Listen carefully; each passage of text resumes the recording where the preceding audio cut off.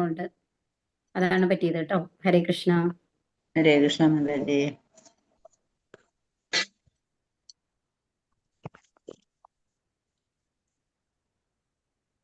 ഹരേ കൃഷ്ണ ഹരേ കൃഷ്ണ. ഹരേ കൃഷ്ണ. ഞാൻ ഷെയർ ചെയ്യാം, ക്ലാസ് തുടങ്ങാം കേട്ടോ.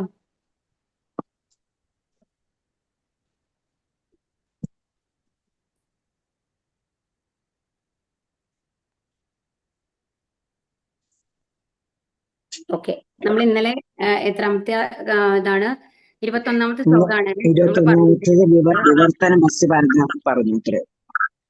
21ാമത്തെ ശ്ലോകം നമ്മള് അതിന്റെ ശ്ലോകം വായിച്ചു കഴിഞ്ഞതാണല്ലോ അല്ലെ? ഇനി നമ്മൾ അതിന്റെ വിവർത്തനാണ്, നമ്മള് ഭാവാർത്ഥാണ് പറയേണ്ടത്. ഭാവാർത്ഥത്തിൽ എന്താ പറയുന്നത്? ഹരേ കൃഷ്ണ.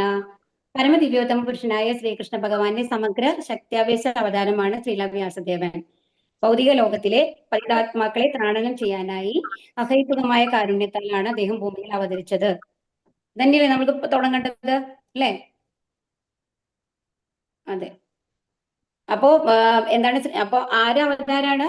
ഭഗവാൻ കൃഷ്ണന്റെ ശക്തിയാവേശ. നമ്മൾ പറഞ്ഞു അല്ലെ, ശക്തിയാവേശ അവതാരം എന്ന് പറഞ്ഞാൽ എന്താണ്? ഭഗവാൻ അവർക്ക് ഒരു പവർ കൊടുക്കും ഏതെങ്കിലും ഒരു പ്രത്യേക കാര്യം ചെയ്യാൻ വേണ്ടിയിട്ട്. അങ്ങനെ വരുന്ന അവതാരങ്ങൾക്കാണ് ശക്തിയാവേശ അവതാരം എന്ന് പറയുന്നത്. മറ്റേ അവതാരങ്ങൾ എന്ന് പറയുന്നത് നമ്മുടെ നരസിംഹ അവതാരമൊക്കെ ഉണ്ടല്ലോ.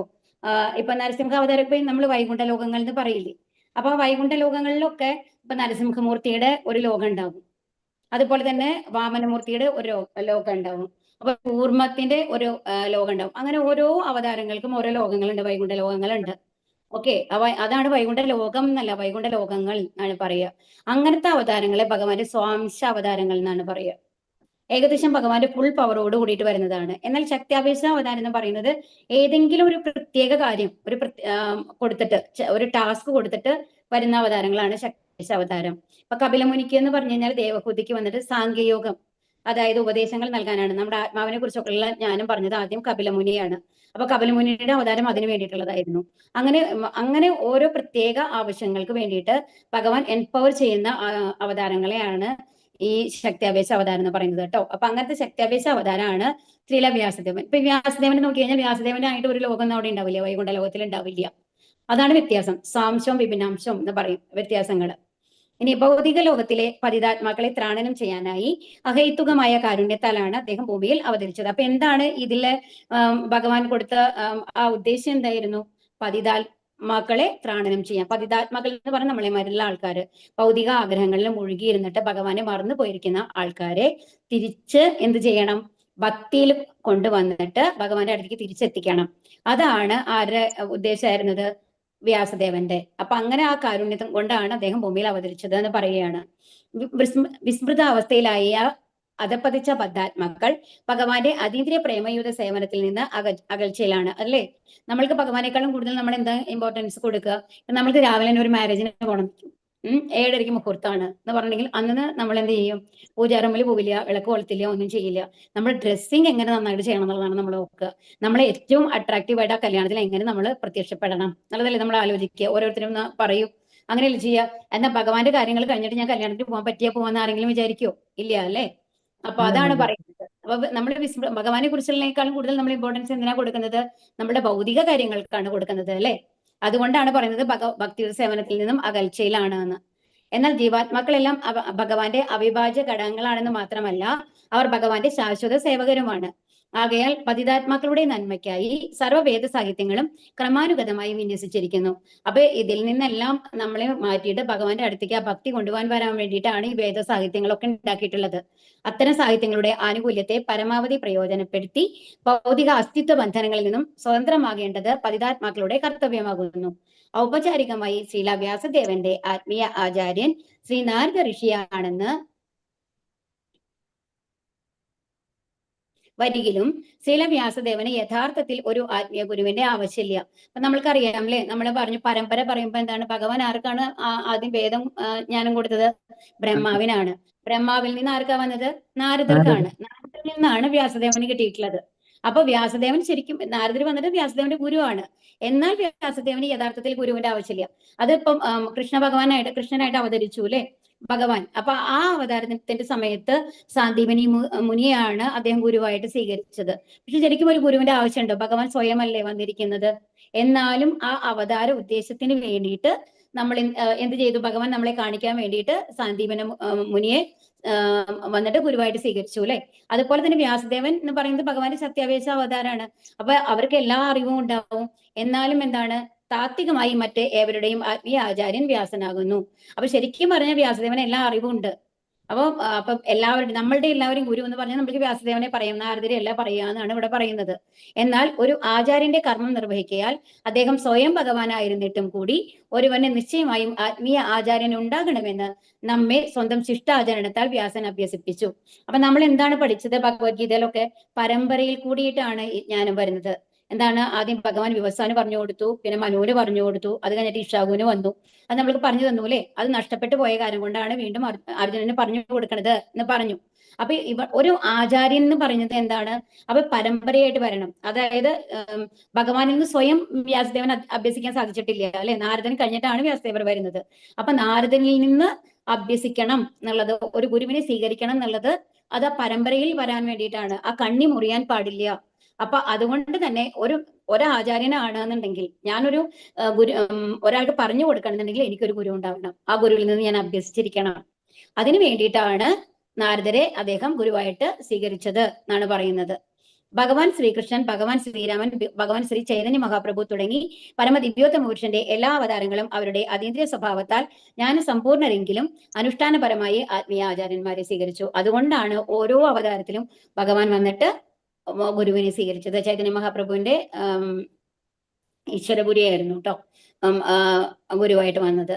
അപ്പൊ അങ്ങനെ ഓരോരുത്തരും ഗുരു ഉണ്ടായിരുന്നു. ശ്രീരാമദേവന് ഗുരു ഉണ്ടായിരുന്നു അല്ലെ.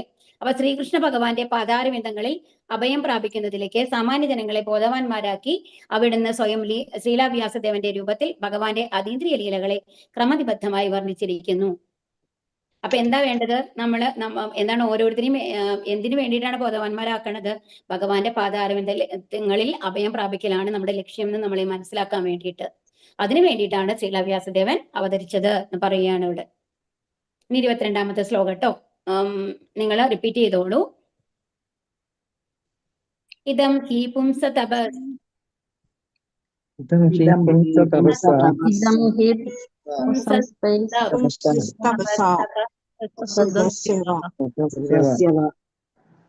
അത് ഈ ട്യൂണിൽ നമുക്ക് പാടാൻ പറ്റും തോന്നില്ല കേട്ടോ.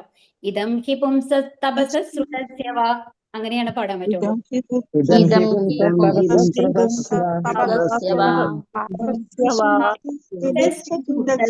ബുദ്ധിദത്തയോഹോ ശിഷ്ടസ്യ സുപ്തസ്യ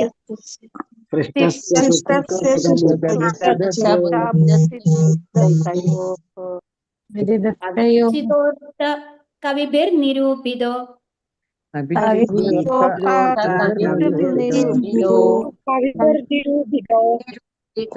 യദുത്തമ ശ്ലോകഗുണാനുവർണ്ണനം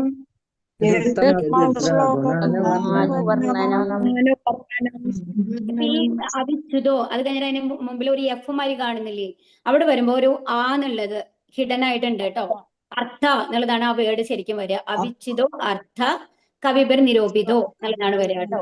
അതുപോലെ തന്നെ ഈ ദത്തയോഹോ, അതായത് അവിടെ 2 ഡോട്ട് വരുന്നില്ലേ, അത് ഹാ ശബ്ദമാണ്. അപ്പൊ യോ എന്ന് പറയുമ്പോ യോഹോ എന്ന് വരും.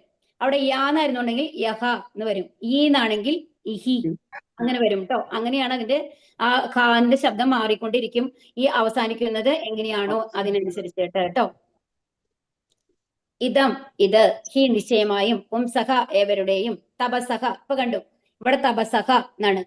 മറ്റോടത്ത് ദത്തയോഹോ എന്നാണ് പറയേണ്ടത്.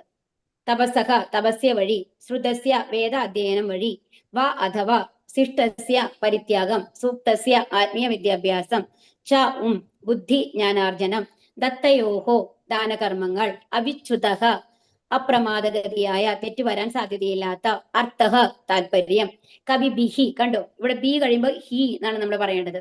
കവിഭിഹി അംഗീകൃത വിജ്ഞാനിയാൽ, നിരൂപിതഃ നിർണയിച്ചിരിക്കുന്നു, യത് എന്ത്, ഉത്തമ ശ്ലോക ശ്രേഷ്ഠ കാവ്യങ്ങളാൽ വർണ്ണിക്കപ്പെട്ടിരിക്കുന്ന ഭഗവാൻ ഗുണ അനുവർണ്ണനം അതീന്ദ്രിയ ഗുണങ്ങളുടെ വർണ്ണനകളെ.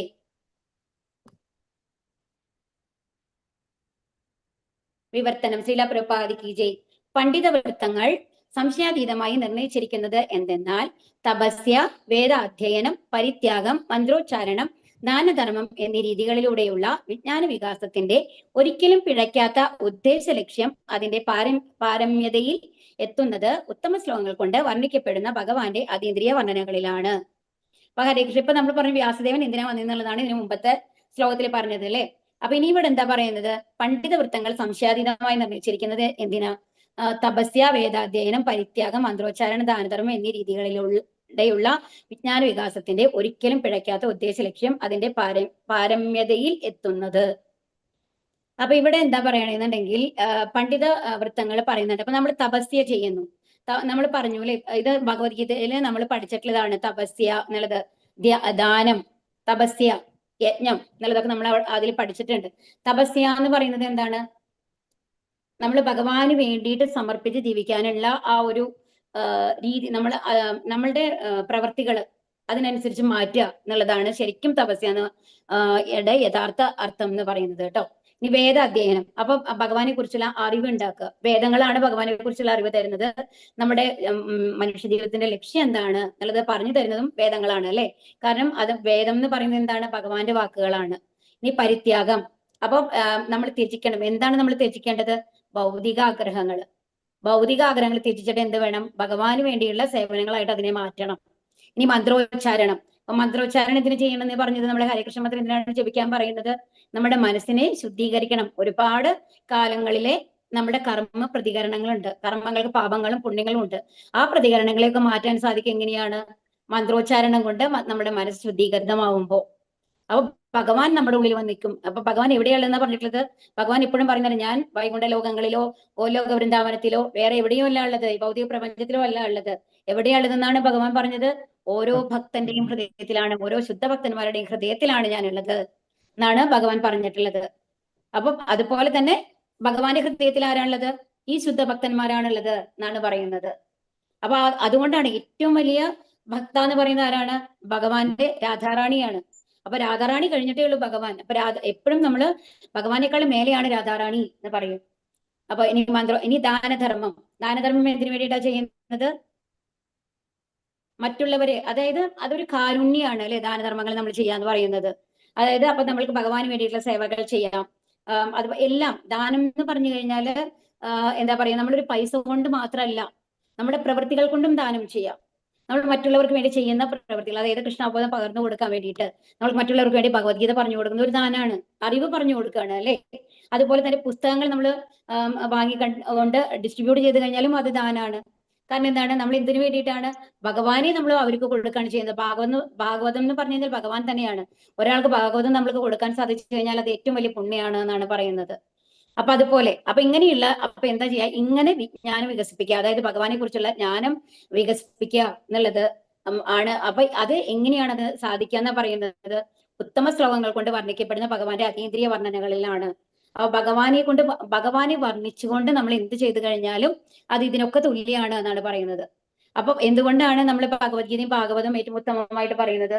ഭഗവത്ഗീത എന്ന് പറയുന്നത് ഭഗവാന്റെ വാക്കുകളാണ്. ഭാഗവതം എന്ന് പറയുന്നതോ ഭഗവാനെ കുറിച്ചുള്ള വർണ്ണനകളാണ്, ഭഗവാന്റെ ലീലകളാണ്, അതുപോലെ തന്നെ ഭഗവാന്റെ ഭക്തന്മാരെ കുറിച്ചുള്ള കഥകളാണ്. അപ്പോൾ അതില് പൂർണ്ണമായിട്ട് നമ്മൾ മുഴുകുകയാണെന്നുണ്ടെങ്കിൽ, അതിനെക്കുറിച്ച് പഠിക്കുകയാണെന്നുണ്ടെങ്കിൽ അത് ഏതൊക്കെ ചെയ്യുന്നത് തുല്യമായിരിക്കും നമ്മൾക്ക്? തപസ്യ, വേദാധ്യയനം, പരിത്യാഗം, മന്ത്രോച്ചാരണം, ദാനധർമ്മം ഇതെല്ലാം ചെയ്യുന്നതിന്. അപ്പൊ ഇതെല്ലാം എങ്ങനെ ചെയ്യണം എന്നുള്ളത് പഠിപ്പിക്കുകയാണ് നമ്മളെ ഈ ആത്മീയ ഗ്രന്ഥങ്ങൾ ചെയ്യുന്നത്. ഭാവാർത്ഥം. ശീല പ്രഭുപാദിക്ക് ജയ്. കലാശാസ്ത്രം, തത്വവിചാരം, ഭൗതികശാസ്ത്രം, രസതന്ത്രം, മനഃശാസ്ത്രം, സാമ്പത്തിക ശാസ്ത്രം, രാഷ്ട്രതന്ത്രം തുടങ്ങിയവയുടെ വികാസത്തിനായി മനുഷ്യബുദ്ധി ആവിഷ്കരിച്ചിരിക്കുന്നു. അത്തരം ജ്ഞാന സംസ്കാരത്താൽ മാനവ സമൂഹത്തിന് ജീവിതത്തിന്റെ പരിപൂർണത പ്രാപ്തമാക്കാം. ഇവിധമുള്ള ജീവിത പരിപൂർണത അതിന്റെ ഉത്തംഗ സ്ഥിതി പ്രാപിക്കുന്നത് പരമസത്യയായ വിഷ്ണുവിനെ സാക്ഷാത്കരിക്കുമ്പോഴാണ്. അപ്പൊ ഏത് കാര്യങ്ങളിലും നമ്മൾക്ക് അറിവുണ്ടാവാം അല്ലെ, ശാസ്ത്രത്തിൽ ഉണ്ടാവാം, സാമ്പത്തിക ശാസ്ത്രത്തിൽ ഉണ്ടാവാം. പക്ഷേ യഥാർത്ഥത്തിൽ അതിന്റെ പൂർണ്ണത എപ്പോഴാണ് കിട്ടുന്നത്? ഭഗവാനുമായിട്ട് ബന്ധപ്പെടുത്തുമ്പോ. അതാണ്. അപ്പൊ എന്താ പറയാ, വിഷ്ണുവിനെ സാക്ഷാത്കരിക്കുമ്പോഴാണ് ഭഗവാൻ. ഇപ്പൊ എന്ന് പറഞ്ഞാൽ എന്താണ്? വിഷ്ണുവിനായി ചെയ്യുന്ന കർമ്മങ്ങൾ എന്നാണ് പറയുന്നത് അല്ലെ. അപ്പൊ വിഷ്ണുവിനെ സാക്ഷാത്കരിക്കുമ്പോഴാണ് ഇതിനൊക്കെ പൂർണ്ണത വരുന്നുള്ളൂ. അല്ലാതെ നമ്മൾ ഏത് ഉയർന്ന ലെവലിൽ എത്തി കഴിഞ്ഞു കഴിഞ്ഞാലും അത് അർത്ഥശൂന്യമാണ്, പ്രയോജനശൂന്യമാണ്. എന്താ കാരണം? നമ്മൾ ഈ ഭൗതിക ലോകത്തിൽ തന്നെ കളിച്ചുകൊണ്ടിരിക്കണം. നമ്മൾക്ക് ഭഗവാന്റെ അടുത്ത് എത്താനായിട്ട് സാധിക്കില്ല. ബാക്കി എന്ത് വിവരവും നമ്മൾ എന്തിനെ ഭഗവാനുമായിട്ട് ബന്ധപ്പെടുത്തുന്നില്ലെങ്കിൽ. ആകയാൽ പാണ്ഡിത്യത്തിൽ യഥാർത്ഥമായ വികാസം പ്രാപിച്ചവർ വിഷ്ണു സേവനത്തിൽ ഔന്നത്യ തൃഷ്ണ കാട്ടണമെന്ന് ശ്രുതികൾ നിർദ്ദേശിക്കുന്നു. അപ്പൊ എന്താ പറയുന്നത്? നമ്മൾക്ക് യഥാർത്ഥ പാണ്ഡിത്യത്തിലുള്ള ആൾക്കാർ എന്തിനു വേണ്ടിയിട്ടാണ് ഇത് ഉപയോഗിക്കേണ്ടത്? വിഷ്ണു സേവനത്തിന് വേണ്ടിയിട്ടാണ് ഉപയോഗിക്കേണ്ടത്. നിർഭാഗ്യവശാൽ വിഷ്ണുമായയുടെ ബാഹ്യ സൗന്ദര്യത്തിൽ മയക്കം പൂണ്ട വ്യക്തികൾ പരിപൂർണതയുടെ പാരമ്യം അഥവാ ആത്മസാക്ഷാത്കാരം വിഷ്ണുവിനെ ആശ്രയിച്ചിരിക്കുന്നു എന്ന വസ്തുത അറിയുന്നില്ല. അപ്പൊ നമ്മൾ എന്താ വിചാരിക്കുന്നത്? എനിക്ക് നല്ല ബുദ്ധിയുണ്ട്, ഞാൻ എല്ലാ പരീക്ഷയിലും ഞാൻ 100-ൽ 100 മാർക്കാണ് വാങ്ങുന്നത്. ആ ലെവലിൽ നമ്മൾ കാണുമ്പോൾ അപ്പൊ നമ്മൾ എന്താ വിചാരിക്കുന്നത്? എല്ലാം ഞാനാണ് ചെയ്യുന്നത്, എന്റെ ബുദ്ധി വെച്ചാണ് ചെയ്യുന്നത് എന്ന് വിചാരിച്ചു കഴിഞ്ഞിട്ട് അതിൽ മുഴുകാണ്. എനിക്ക് എന്തും ചെയ്യാൻ സാധിക്കും എന്നുള്ള ഒരു അഹങ്കാരം നമ്മളുടെ ഉള്ളിൽ വരികയാണ്. അപ്പൊ പക്ഷെ ഏത് പ്രവൃത്തിയുടെ ഫലം തരുന്നത് ആരാണ്? ഭഗവാനാണ്. അപ്പം നമ്മൾ ഭഗവാന്റെ ആ അനുഗ്രഹം ഇല്ല എന്നുണ്ടെങ്കിൽ നമ്മൾക്ക് ആലോചിക്കാനുള്ള ഓർമ്മശക്തി നമ്മൾക്ക് കിട്ടില്ല. നമ്മുടെ ഒരു പേപ്പറിൽ നമ്മൾക്ക് എഴുതാനുള്ള കൈകൾ വരില്ല. എല്ലാം തരുന്നത് ഭഗവാനാണ്. അപ്പൊ എല്ലാം വിഷ്ണുവിനെ ആശ്രയിച്ചിട്ടാണ് ഇരിക്കുന്നത്. ഈ വസ്തുത നമ്മൾ അറിയുന്നില്ല. നമ്മൾ എന്താ വിചാരിക്കുന്നത്? നമ്മളാണ് എല്ലാം ചെയ്യുന്നത് വിചാരിക്കുകയാണ്. ക്ലേശഭരിതവും അനിത്യവുമായ ഇന്ദ്രിയാസ്വാദനമാണ് വിഷ്ണുമായയുടെ കെണിയിൽ അകപ്പെട്ടവർ വിജ്ഞാന വികാസത്തെ ഇന്ദ്രിയ ആസ്വാദനത്തിനായി വിനിയോഗിക്കുന്നു. അതുകൊണ്ടാണ് നമ്മൾ എന്ത് ചെയ്യുന്നത്? ഓരോ ഭൗതിക കാര്യങ്ങൾക്ക് വേണ്ടിയിട്ട് വലിയ കാർ വേണം, വലിയ വീട് വേണം, നല്ല ഫാമിലി വേണം, അവർക്ക് വേണ്ട സൗകര്യങ്ങൾ ചെയ്യണം, ഇതിനൊക്കെ വേണ്ടിയിട്ട് നമ്മൾ കഴുതയെ പോലെ പണിയെടുക്കുന്നത്. തന്നുടെ ഭാവനാതീതമായ ശക്തികളാൽ സൃഷ്ടിപരമായ ആവിഷ്കാരങ്ങളിലൂടെ പ്രതിപ്രവർത്തനങ്ങളെ ഭഗവാൻ ചലനാവസ്ഥയിലാക്കുന്നു. ഇപ്രകാരം വിശ്വപ്രപഞ്ചത്തിന്റെ സർവ്വപരിച്ഛദങ്ങളും ഭഗവാന്റെ വിഭിന്ന ശക്തികളിൽ നിന്നും നിർഗമിച്ചവയാണെന്ന് ശ്രീ നാരദമുനി വിശദീകരിച്ചു കഴിഞ്ഞു. അപ്പൊ എന്താ പറയുക? ഈ വിശ്വപ്രപഞ്ചത്തിലെ എന്തെടുത്തു കഴിഞ്ഞാലും അത് ഭഗവാനിൽ നിന്ന് വന്നതാണ്. ഇപ്പൊ നമ്മൾക്ക് എല്ലാ ബുദ്ധി തന്നിട്ടുണ്ട്, എല്ലാ കഴിവുകളും ഉണ്ട്. നമ്മൾക്ക് ശ്വസിക്കാനായിട്ട് വായു ഇല്ലെങ്കിൽ നമ്മളുടെ അവസ്ഥ എന്താ? അതോടുകൂടി തീർന്നില്ലേ? നമ്മൾക്ക് കുടിക്കാനായിട്ട് വെള്ളമില്ല, 4 ദിവസം നമ്മൾക്ക് ഭക്ഷണം ഇല്ല എന്നുണ്ടെങ്കിൽ നമ്മുടെ അവസ്ഥ എന്താ? നമ്മൾ എത്ര നന്നായിട്ട് നമ്മളെ മെയിൻറ്റെയിൻ ചെയ്ത് കഴിഞ്ഞു കഴിഞ്ഞാലും ഭക്ഷണം ഇല്ല, വായു ഇല്ല, വെള്ളം ഇല്ല എന്നുണ്ടെങ്കിൽ നമ്മുടെ അവസ്ഥ എന്താണ്? അതോടുകൂടി തീർന്നു അല്ലെ? നമ്മുടെ ജീവിതം അവസാനിച്ചു. അപ്പൊ എല്ലാം ഭഗവാൻ നമ്മൾക്ക് തരുന്നതാണ്. ഓരോന്നും ഭഗവാന്റെ നിയന്ത്രണത്തിലാണുള്ളത് ഈ ലോകത്തുള്ളത്. അവ ഭഗവാന്റെ ശക്തിയിൽ നിന്നും ആവിർഭവിച്ചവയും ഭഗവാനിൽ കുടികൊള്ളുന്നവയും ഉന്മൂലനത്തിന് ശേഷം അവ ഭഗവാനിൽ തന്നെ വിലയം പ്രാപിക്കുന്നവയുമാണ്. ആകയാൽ യാതൊന്നും ഭഗവാനിൽ നിന്ന് ഭിന്നമല്ല, എല്ലാം ഭഗവാനിൽ നിന്ന് വന്നിട്ടുള്ളതാണ് എന്നുള്ള ലെവലിൽ നോക്കുമ്പോൾ നമ്മൾ ഭഗവാനിൽ നിന്ന് ഭിന്നരല്ല എന്നാണ് പറയുന്നത്. എന്നാലോ ഭഗവാൻ ഏതിനെങ്കിലും അടിമയാണോ? അല്ല. അപ്പൊ നമ്മളെല്ലാം ഭഗവാന്റെ ഭഗവാന്റെ വിവിധ ശക്തികളുടെ അധീനത്തിലാണ്, അതിന്റെ അടിയിലാണ്. നമ്മൾ മായയുടെ പിടിയിൽപ്പെട്ടിട്ടാണ് നമ്മുടെ ഓരോ പ്രവർത്തികളും ചെയ്യുന്നത്, നമ്മൾക്ക് ആഗ്രഹങ്ങൾ വരുന്നത് എന്നൊക്കെ നമ്മൾ പഠിച്ചിട്ടുണ്ട് അല്ലെ? പക്ഷെ ഭഗവാൻ ഭഗവാനിൽ നിന്ന് വന്നതാണ് ഈ ശക്തികൾ എന്നിരുന്നാലും ഭഗവാൻ ഇതിനെല്ലാം മേലെയാണ്. അതായത് ഒരു ഹൈക്കോടതി ജഡ്ജ് വന്നു കഴിഞ്ഞിട്ട് ഒരാൾക്ക് വേണ്ടി വധശിക്ഷ വിധിക്കുന്നു. അപ്പൊ നമ്മൾ സാധാരണ പറയും ഒരാളെ കൊല്ലുക എന്ന് പറഞ്ഞാൽ അത് പാപമാണെന്ന്. പക്ഷെ ആ ഹൈക്കോടതി ജഡ്ജിന് വന്നു കഴിഞ്ഞിട്ട് ആ പാപം ഉണ്ടോ?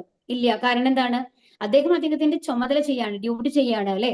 അതിൽ നിന്ന് ഭിന്നമാണ്. കാരണം കൊല ചെയ്ത ഒരാളുമായിട്ട് അയാൾക്ക് വ്യക്തിപരമായിട്ട് ഒരു ബന്ധങ്ങളും ഇല്ല. അവരെന്താ ചെയ്യുന്നത്? അയാൾ ചെയ്ത കുറ്റത്തിനുള്ള ശിക്ഷ ഞാൻ കൊടുക്കുന്നു എന്നുള്ള മാതിരിയാണ്. അപ്പൊ അതുപോലെ തന്നെയാണ് നമ്മുടെ ഓരോ പ്രവൃത്തികളും നമ്മളുടെ റെസ്പോൺസിബിലിറ്റിയാണ്, ഭഗവാന്റെ റെസ്പോൺസിബിലിറ്റി അല്ല എന്ന് മനസ്സിലാക്കണം. ഭഗവാൻ അതിനുള്ള കഴിവ് നമ്മൾക്ക് തന്നിട്ടുണ്ട്, നല്ലതും ചീത്തയും തിരിച്ചറിയാനുള്ളത്. അതുകൊണ്ട് തന്നെ ഭഗവാൻ ഒരു റെസ്പോൺസിബിലിറ്റി ഇല്ല, ഭഗവാൻ ഇതിൽ നിന്നെല്ലാം മേലെയാണ്. എന്നാൽ എല്ലാം ഭഗവാന്റെ നിയന്ത്രണത്തിലാണ് താനും. അറിവിന്റെ വികാസങ്ങൾ ഭഗവത് സേവനത്തിനായി വിനിയോഗിക്കുമ്പോൾ ആ സമ്പൂർണ്ണ പ്രക്രിയയ്ക്കും നിരപേക്ഷ സ്വഭാവം കൈവരുന്നു. അപ്പൊ ഭഗവാന്റെ സേവനത്തിന് വേണ്ടിയിട്ട് എല്ലാം ഉപയോഗിക്കുകയാണെന്നുണ്ടെങ്കിൽ പിന്നെ നമ്മൾക്ക് എന്തില്ല? നമ്മൾക്ക് പാപങ്ങൾ വരും, നമ്മൾക്ക് എന്തെങ്കിലും ദുഃഖങ്ങൾ വരും എന്നുള്ളതില്ല. കാരണം എല്ലാം ഭഗവാൻ ഏറ്റെടുക്കുകയാണ് ചെയ്യുന്നത്. പരമദിവ്യോത്തമ പുരുഷനും അവിടുത്തെ നാമരൂപ ഗുണ ലീലാദികളും ഭഗവാനിൽ നിന്ന് അഭിന്നങ്ങളാണ്. ഇനി അടുത്തത് എന്താ പറയണമെന്നുണ്ടെങ്കിൽ, നമ്മളുടെ വാക്കുകൾ എന്ന് പറയുന്നത് നമ്മളുടെ ശരീരമായിട്ട് ബന്ധപ്പെട്ടിട്ടാണ് വരുന്നത്, ജീവാത്മാവുമായിട്ട് ബന്ധപ്പെട്ടിട്ടല്ല. ഓക്കെ. അപ്പൊ അതുകൊണ്ട് നമ്മളുടെ വാക്കുകൾ എന്ന് പറയുന്നത് നമ്മളല്ല, നമ്മുടെ കണ്ണുകൾ എന്ന് പറയുന്നത് നമ്മളല്ല. മനസ്സിലാവുന്നത്? എന്റെ കണ്ണുകളാണ്, ഞാൻ കണ്ണല്ല. പക്ഷെ ഭഗവാനെ സംബന്ധിച്ച് എന്താണ്? ഭഗവാന്റെ നാമം, ഭഗവാന്റെ രൂപം, ഭഗവാന്റെ ഗുണം, ഭഗവാന്റെ ലീല എല്ലാം ഭഗവാൻ തന്നെയാണ്. കാരണം നമ്മളുടെ ശരീരം എന്ന് പറയുന്നത് പഞ്ചഭൂതങ്ങൾ കൊണ്ട് നിർമ്മിച്ചിട്ടുള്ളതാണ്. എന്നാൽ ഭഗവാൻ എന്ന് പറയുന്നത് സച്ചിദാനന്ദ സ്വരൂപമാണ്. സത്ത്, ചിത്ത്, ആനന്ദം എല്ലാം മൂന്നും ചേർന്നതാണ്. ആ രൂപം എന്ന് പറയുന്നത് അത് ഒരിക്കലും ഇപ്പൊ ഓരോ അവതാരം എടുക്കുമ്പോഴും ഒരേ ഭഗവാൻ തന്നെയാണ് നമ്മുടെ അടുത്ത് വരുന്നത്. പക്ഷെ നമ്മളുടെ ഈ ജന്മം കഴിയുന്നതോട് കൂടിയിട്ട് നമ്മുടെ ഈ ശരീരമായിട്ടുള്ള ബന്ധം അവസാനിച്ചു. നമ്മളെല്ലാം മറന്നു പോവാണ് ചെയ്യുന്നത്. നമ്മൾ കഴിഞ്ഞ ജന്മത്തിൽ വേണമെങ്കിൽ ഒരു മാനിന്റെ ജന്മമായിരുന്നുണ്ടാവാം, അല്ലെ? അതിന് മുമ്പത്തെ ജന്മം വേറെ ഒരു മരങ്ങളായിരുന്നുണ്ടാവാം, നമ്മൾക്കറിയില്ല. അപ്പൊ അതെല്ലാം നമ്മൾ മറന്നു പോയി കഴിഞ്ഞു. എന്നാൽ ഭഗവാന്റെ അങ്ങനെയല്ല. ഭഗവാന്റെ ശാശ്വതമായിട്ടുള്ള രൂപമാണ്. ആകയാൽ കലാശാസ്ത്രം, തത്വവിചാരം, ഭൗതിക ശാസ്ത്രം, രസതന്ത്രം, മനഃശാസ്ത്രം എന്നീ പ്രമേയങ്ങളും മറ്റ് എല്ലാ വിജ്ഞാന ശാസ്ത്ര ശാഖകളും പൂർണ്ണമായും ഭഗവത് സേവനത്തിൽ മാത്രം വിനിയോഗിക്കണമെന്ന് എല്ലാ സാധുവര്യന്മാരും ഭഗവത് ഭക്തന്മാരും നിർദ്ദേശിക്കുന്നു. അപ്പൊ നമ്മൾ എന്താ വേണ്ടത്? ഭഗവാന്റെ അനുഗ്രഹം കിട്ടണമെന്നുണ്ടെങ്കിൽ നമ്മൾ എന്ത് വേണം? നമ്മളുടെ എല്ലാ കഴിവുകളും ഭഗവാനെ പ്രകീർത്തിക്കുവാൻ വേണ്ടിയിട്ട്, ഭഗവാൻ ഇഷ്ടപ്പെടുത്തുവാൻ വേണ്ടിയിട്ട് ഉപയോഗിക്കണം.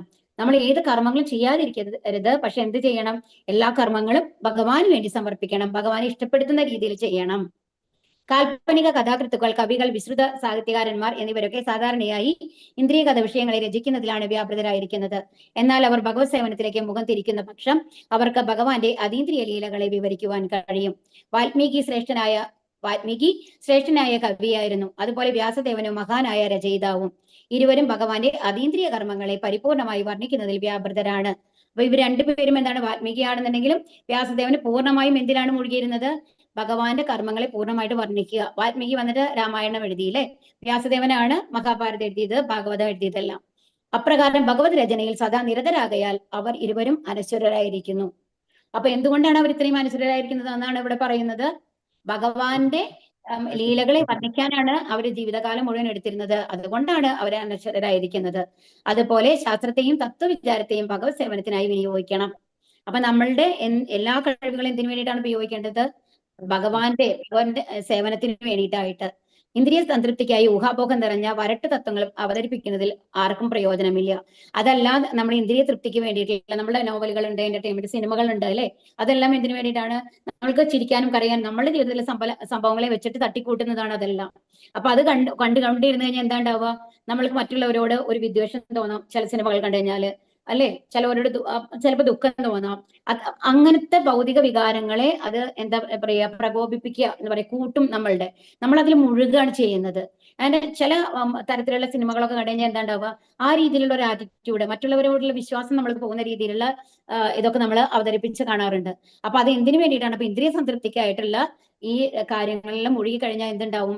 നമ്മൾ വീണ്ടും വീണ്ടും അധപ്പതിച്ചുകൊണ്ട് ഈ ലോകത്തിൽ തന്നെ നമ്മൾ എന്താണ്, മൃഗങ്ങളായി പോലും ജനിക്കാവുന്ന അവസ്ഥയിലായിരിക്കും നമ്മുടെ പ്രവൃത്തികൾ ഉണ്ടാവുക, നമ്മുടെ ആഗ്രഹങ്ങൾ ഉണ്ടാവുക എന്നുള്ളതാണ് ഇവിടെ പറയുന്നത്. അപ്പൊ എന്തിനു വേണ്ടിയിട്ടാണ് ഇത് ഉപയോഗിക്കേണ്ടത്? തത്വചിന്തനത്തെയും ശാസ്ത്രത്തെയും ഭഗവത് യശസ് സുസ്ഥാപിക്കാനായി വിനിയോഗിക്കണം. ഭഗവാന്റെ യശസ്, ഭഗവാനെ കുറിച്ച് എല്ലാവരെയും അറിയിക്കാനായിട്ട് അതിനുവേണ്ടിയുള്ള ശ്രമമാണ് ഈ ശാസ്ത്രങ്ങൾ കൊണ്ടൊക്കെ നമ്മൾ ചെയ്യേണ്ടത്. വിജ്ഞാന മാധ്യമത്തിലൂടെ നിരപേക്ഷ സത്യത്തെ മനസ്സിലാക്കാൻ പുരോഗമനോന്മുഖരായ വ്യക്തികൾ ഉത്സുകരാണ്. ആകയാൽ ശാസ്ത്രത്തെ അടിസ്ഥാനമാക്കി ഭഗവത് അസ്തിത്വത്തെ തെളിവ് മൂലം സ്ഥാപിക്കാൻ ഒരു മഹാശാസ്ത്രജ്ഞൻ നിശ്ചയമായും ഉദ്യമിക്കണം. പരമസത്യം സചേതനനും സർവശക്തനുമാണെന്ന് സുസ്ഥാപിക്കാൻ സൈദ്ധാന്തിക വിചാരങ്ങൾ വിനിയോഗിക്കപ്പെടണം.